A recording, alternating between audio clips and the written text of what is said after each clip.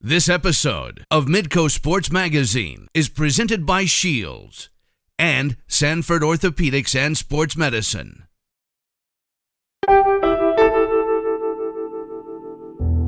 Hello, welcome again to Midco Sports Magazine. Some stories this month of young dreams.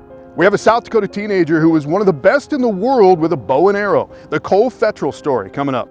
And then later, big-time entertainment on a small scale. 6-year-old sensation Nick Eller making moves as a mini mascot. But up first is the story of something called Little Britches Rodeo and how it has kept a young family going after tragedy took away their heart and soul. Alex Heinert has the story. Just off a dirt road 5 miles east of Dell Rapids, South Dakota, you'll find a farmhouse, barn, and corrals surrounded by cornfields on 3 sides. It's an idyllic setting, the kind of scene you picture when you think of life in the rural Midwest. This is the Stroschein family's place, and it's home to 2 of the nation's best young rodeo talents. 13-year-old Hannah and 11-year-old Drew are no strangers to success in the arena, as each have become fixtures on the leaderboard at the state and national level. If you watch Hannah, Drew, and their younger brother, 4-year-old Chase, you'd assume rodeo and the country life were something they were born into. But unlike most rodeo families, that's not the case. I grew up in southeast South Dakota and lived in the city, but I had a lot of farmers in the family, but no ranchers, no rodeo. Well, our daughter, the oldest, Hannah, is 13. About 8 years ago, she was 5, and then she liked to ride ponies. So you go to a circus, they have pony rides, or you go to a carnival or a fair, they're pony rides. So she'd always gravitate towards that. And then a relative in the family says, "Hey, I hear she likes to ride horses. I've got a quarter pony." Our great uncle Mike, he had this pony that I'd always go up and ride. And I really enjoyed riding her, and one day he said he was gonna sell her. So my mom and I, we kind of really begged my dad to get her. "Did you want to buy it?" And I said, "No, I don't want to buy it. We're not horses. We don't do horses. We live in the city." So lo and behold, I lost. Mom and daughter won, and so now it's 7 horses deep, many cows, chickens, ducks, all that. Hannah's love for horses led Chad and wife Carrie to move the family from town to their current home in the country, and the rest is history. It's just a kid's dream, parents trying to entertain a dream, never thought it'd go anywhere, and it did. And so now it is a complete change in the way of life for us. After a few years in the country, the idea of Hannah and Drew competing in rodeo started to take shape. Without a background in the sport, however, Chad and Carrie didn't really know where to begin. We have not ever done this, so I've kind of really hesitant to get into it. She was more of the proponent, and I was the opponent. But not that I didn't want it, but I wanted to make sure we're doing it right. We kind of started researching and found some organizations for littler kids because we all thought it was only high school rodeo. Carrie did her research, and we'd get to know people, and they talk about what they do and they don't do, and she'd find out the contacts, and then she'd be telling me how we need to do this, how we need to do that. A few years and dozens of rodeos later, success started to pile up for the Stroschein kids, including multiple trips to the National Little Britches Finals in Colorado. We went to the Little Britches Finals in Pueblo. I think we've been there like 4 years. And this year I was able to get 3 buckles. One was in poles, one was in goats, and one was in the trail course. 3 buckles, which means 3 first-place finishes in her age group in the nation. Yet while the success for both Hannah and Drew has been exciting, the family has kept their sights on what's most important. The kid focuses on the end game, and that is getting the trophy, in this case saddles or buckles. But as a parent, what you see is their character grow. You have to grow that character and that integrity inside of that kid and that soul so that they can handle the adversity that life presents or brings to them. For the Stroscheins, adversity did come. Shortly after moving to their place in the country, Carrie began feeling ill. She had first started out with symptoms, and she had allergies when she was younger, so she had a cough that developed.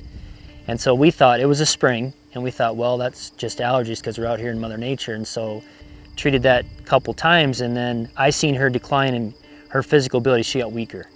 Well, unfortunately, she went in, they did an MRI, and they found 5 spots. Carrie was diagnosed with non-Hodgkin's lymphoma, a blood-based form of cancer that had already advanced throughout Carrie's body by the time it was detected.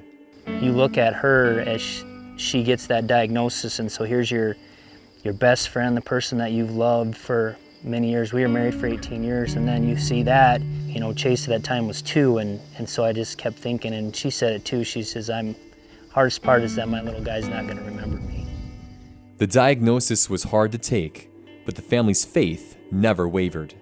Our faith keeps us going, and that's what has helped us get through it. Because otherwise, then, it could have tore us down. We would have stopped the rodeo piece. But man, our faith is huge for us, and I don't know how you don't make it if you don't believe in God. We'd get together and we'd pray and stuff, and just every night before I went to bed, I'd always pray.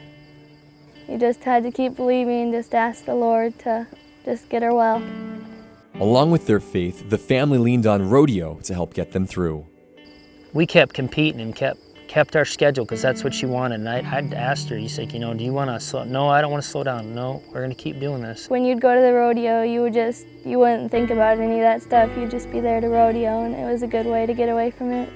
But while rodeo would provide an escape for the kids, the people there would offer much more. Our rodeo people, I always called them my family because they were just like that to me. We had people offering to take us to rodeos. We had people offering to haul us pretty much anywhere. While the support from friends across the country was overwhelming, the cancer and chemotherapy began to take their toll. I don't know how long it was, but eventually she slept most of the day on a couch. There were moments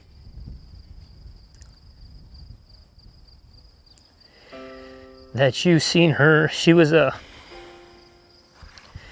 very active mom. She'd go out and do stuff with the kids, and there's one day out here and she got enough energy up. She went out and she sat in a lawn chair and watched the kids. And that got me because it's the hardest part is to see this disease take someone's life away.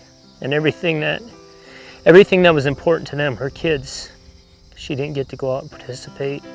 When she was younger and vibrant and didn't have this disease, she'd be out there pushing cows and tearing up the arena and working goats and doing chores with them. And you got stuck in that disease, and what you chased around the hospital systems and clinics and doctors, and then one day to see her sitting out watching the kids, it really got me that this disease takes a lot out of you. It kills your spirit and changes your life. And that's been the fight, is to not let the disease define who you are, because she was not that disease. She was a great mom and a great wife. At just 41 years old, Carrie Stroschein would lose her battle with cancer in the fall of 2014, but not before she got to see Hannah ride one last time. At the 4-H finals last year, she got junior girl all around, so she was the best in the state of South Dakota in her class, and Carrie got to see that. And that had been in August, and then Carrie passed in September, so she got to see some results, and I was glad she got to see that before she left. Now she gets to watch all the time, front row seat. Carrie may be gone, but she's not forgotten. Her legacy lives on in her children and husband, a legacy of faith, family, and rodeo. My goal is to keep raising the kids how she would want us to raise them, and then also grow them in the Word of God, because I know she'd want that. And that's how we move forward.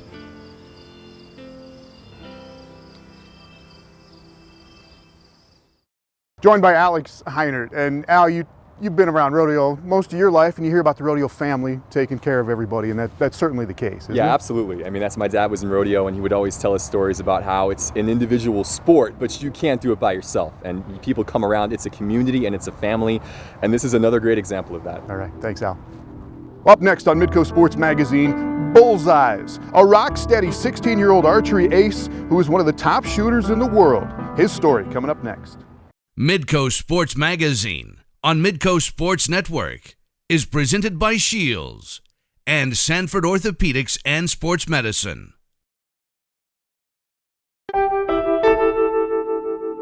Welcome back to Midco Sports Magazine. Cole Feterl is a 16-year-old from South Dakota. He's really good at using things with strings, fishing poles, and compound bows. He's really good with a rod and reel, but he is one of the best in the world with a bow and arrow. Here's Jason Andera with his story. It is June in South Dakota. Young archers from 50 different countries travel to the small town of Yankton. Some come from as far as South Africa to compete in the 2015 World Championships. One of those unassuming competitors is Cole Feterl, who travels just over an hour from Lennox, South Dakota. He is the only one from his home state among 500 plus competitors.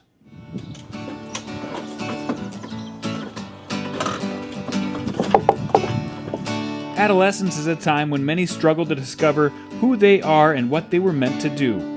This 16-year-old might seem like a natural, but success is the result of thousands of hours of practice at his family's farm. That hard work has helped him realize his love for archery. I wasn't really that good or anything. I just kind of messed around, and I had a little recurve, and I'd throw pizza boxes up in the air and shoot them. As I shot more and more and more, I just picked up from there and just got better and better as I went. And just once I started shooting target stuff, it just kind of excelled after that. Cole doesn't give himself enough credit. Kind of excelling and winning a team gold medal at the Youth World Championships are a bit different. A lot of people don't really realize the magnitude of what he's actually accomplishing because they don't really understand it.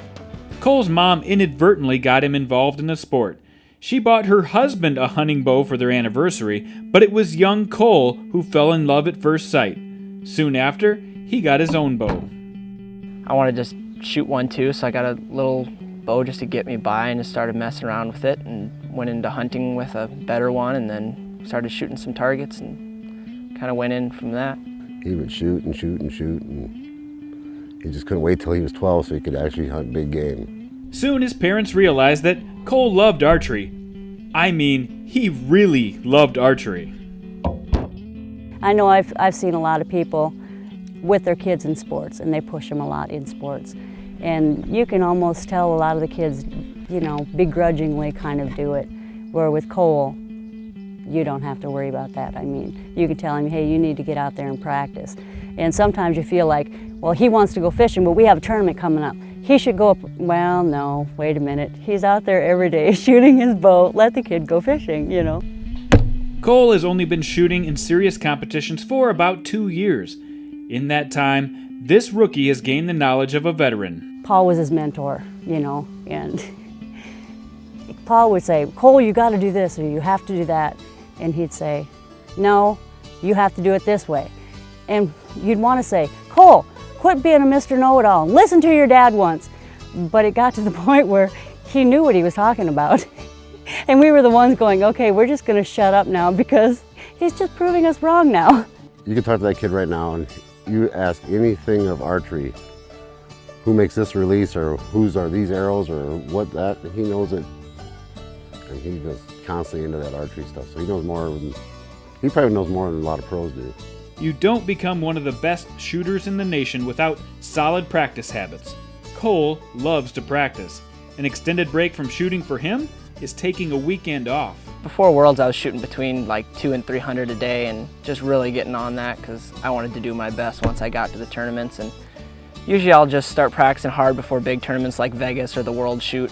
About a month before, I'll shoot about every day as much as I can. We'll go to like a tournament. Say you shoot 80 arrows at that tournament that day. We'll get home and say he had a little rough spot there. We'll get home that night and he'll just grab his bow and start shooting again. Cole's competition schedule takes him all over the country. He gets to as many tournaments as he can, all the way from California and Las Vegas to Florida and Alabama. I've always just been kind of competitive, like not like competitive or just being a jerk or anything, but I've just always just been really competitive about stuff. So I think that's kind of what gives me a little bit of an edge when it comes to competitions. Cole's success keeps mounting, and he's aiming for big things in this sport. He'd like to one day turn pro. His parents, well, they couldn't be more proud of their sharpshooter. For him to stay constant with it and stay in that center how he shoots, it just impresses me. You know, and it's a good feeling. It's Jason Andera. Good story. It is a good story. What is the secret to this young man's success? Well, consistency is definitely one of his secrets. I mean, in archery especially, you got people who can finish in that top 3, but they can't stay in that top 3. Cole has been able to keep that consistency in the top 3, top 4 every time he goes out. That's something special. All right. And the other is his diet, which maybe Yes. would not make a dietitian real happy. The super secret to his success is definitely sugar. This guy loves sugar, and he'll have sugar right before the competition where you'd think that'd give most people the jitters. One thing you wouldn't want in archery, but he just thrives on it. The sugar and the waffles and the wild wings, and he's good to go. He loves it. That's the kid's diet, and it's worked so far. All right, thanks, Jason and Darren. When we come back, a wee little lad with some very big aspirations, a mini mascot from South Dakota making a national name for himself.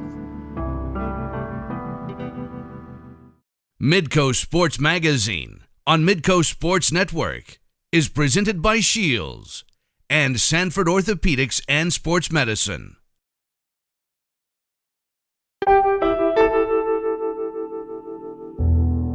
Our next story is a combination of incredible cuteness, hard work and dedication, and the dream of a 6-year-old from Sioux Falls who would like to someday go from mini mascot to major league mascot. I'm Nicholas and I'm 6.5. Nick Ellerbrook is going into the 1st grade. He likes baseball and basketball and hot dogs and nachos and playing with his friends, but he really likes... I really like being a mascot, really much. And he is really good at it. He has mastered the art of the furry high five, and he is always working on his nonverbal communication. I like doing this a lot, that you're crazy, and people laugh. In a short time, mascotting has taught Nick some valuable problem-solving skills. For example, if I go up to a shorter kid, they really cry a lot. And then I just hit myself in the head. That makes them stop crying a lot. Problem solved. Young Nick has already been a full cast of characters. He is Peep for the Sioux Falls Canaries. He is Tiptoe, Stomp's sidekick for the Sioux Falls Stampede. And he is Thunder's little friend Lightning for the Sioux Falls Skyforce. We have a dance-off, and I always beat Thunder, the big one. He has learned to work hard but pace himself, not more than 30 minutes at a time with the mask on, and maybe the most important mascot rule. Stay hydrated. Nick's mom and dad say he is outgoing and social, which makes one of the other mascot rules, a code of silence, one of the hardest things about putting on the mask. Not talking to kids, like if I really want to talk, I can't. And like all successful performers, Nick has already learned to let his people, otherwise known as his parents, take care of the details, like how he got started doing this. My mom knows that whole story. We're season ticket holders at the Skyforce, and we would go to the games, and he would love Thunder. And we came home and we were trying to find videos of Thunder, and we looked on YouTube and we typed in NBA mascots, and he just absolutely fell in love with Benny the Bull. And it really was my wife's doing that when my son said, I want to be Benny the Bull for Halloween, that she gleefully cut the head off an Elmo costume, got a Benny the Bull head. But then had to get the jersey, the tail, the head, the shorts, the shoes, the whole 9 yards, and he was that for Halloween, and would practice these videos that Benny has on YouTube of different dances and things, and just kind of on a lark one day, I thought I should send this to them and just see what they say. And within an hour, they wrote back and said, you need to get this kid out here. So his very first mascotting gig was with the Chicago Bulls. Well, since then, Nick has been a mini mascot alongside Crunch from the Minnesota Timberwolves. He has worked with TC from the Minnesota Twins and Globey of the Harlem Globetrotters. But his full-size hero definitely lives in Chicago. Benny the Bull. Well, one of the routines Nick and Benny did together was for Nick to follow Benny down the stairs and make a huge mess. And it went exactly as planned, although Nick felt a little bad about it afterwards. And I accidentally spilled some popcorn in this guy's beer. And you gotta give the kid a break. It's hard to function when people are hugging you and grabbing you and pulling your head off, because you got enough of your own challenges to deal with. It's really hard to see, because there's like little dots and stuff, and you can barely hear the person inside, like outside. It's funny, people forget that there's someone in there, and people sort of sometimes go crazy and try to pull his head off or grab on his costume, and you just have to kind of act as a bodyguard or a bouncer, so to speak. Nick is always looking for ways to be a better mascot. He just went to a camp in Kansas City put on by a mascot consultant who was the original Philly fanatic. Nick was the only kid in the camp, but he stole the show and in the meantime got some tips from Slugger of the Kansas City Royals. He has really good dance moves, and I tried everybody's heads on. And they embraced him like you would not believe. They all wanted to dance with him, hear his story. He put on all their heads, and that's always big fun for him. He always wants to know, where do you see out of? Where do you look out of? The mouth, the eyes, both? You know, what's your story? What kind of tips can I get from you? Nick has studied a lot of videos, including a show called Behind the Mask, a documentary series following the lives of professional mascots. He's always working on his dance moves and would like to add a backflip to his repertoire, so he's going to take some tumbling classes. Because someday he really wants to be like his idol, Benny the Bull. Because he does like backflips and stuff and like make people laugh and everybody likes him. So where will all of this take him? Impossible to tell. But as Nick heads into grade school this fall, he will continue with a schedule that includes 50 to 60 appearances in the next year. And that is after school and swimming and golf and all the other activities in his life. He doesn't perform on school nights, and Mom and Dad keep close tabs on how life in the limelight is affecting their mini-man. For a little kid to be exposed to that kind of stuff, you know, to that many older people, and my gosh, the basketball players and the hockey players, all those guys, they just love him. So he's gonna, I hope it matures him on some level, but we'll see how it plays out, because I had no idea this was gonna happen. All I want is the best for my kid. He says he wants to be Benny the Bull, and he tells Benny that, and Benny says, you're the next one. So maybe Benny's only got, another 15 years in him or so? I don't know, but he says it all the time. He also says he wants to be a doctor, so who knows? Our thanks to the Stroschein family, the Eller and the Feterls, and thanks for watching Midco Sports Magazine. This has been Midco Sports Magazine, presented by Shields and Sanford Orthopedics and Sports Medicine.